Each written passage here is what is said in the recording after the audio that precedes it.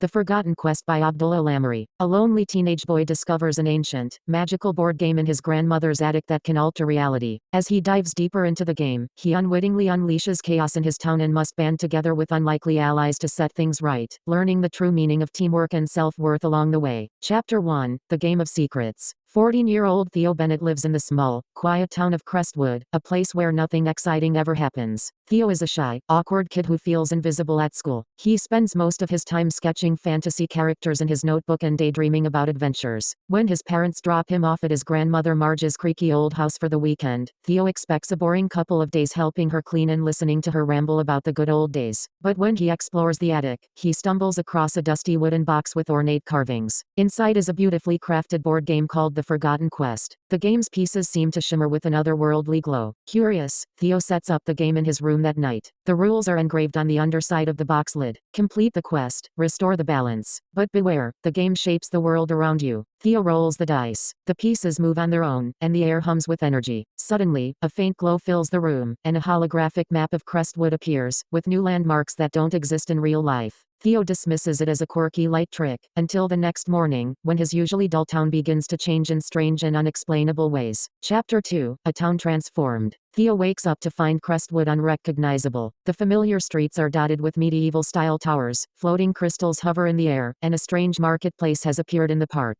The townspeople don't seem to notice anything is wrong. His school bully, Jake, struts around in shining armor, calling himself the Knight of Valor, while Theo's history teacher is now a wise, robe-wearing archivist. Theo realizes the game is rewriting reality. Worse, it's pulled Theo into the center of its story. He's now the chosen one tasked with completing a quest to prevent the town from becoming permanently stuck in this bizarre state. But Theo doesn't feel like a hero. His anxiety makes him doubt himself, and his attempts to solve the game's puzzles only make things worse. When he accidentally rolls the dice again, it spawns a chaotic boss challenge in the form of an enormous shadowy figure that begins tearing through the school gym. Chapter 3: Unlikely Allies. Theo tries to face the shadow alone but fails miserably. Just when things seem hopeless, he's saved by Nia, a clever and rebellious girl from his math class who's been transformed into a rogue character by the game. Nia has been sneaking around town, stealing magical artifacts from the new reality, and she's figured out how the game works better than Theo has. Reluctantly, Nia agrees to help Theo, mainly because she wants to restore the town to normal so she can finish her graffiti mural at the skate park.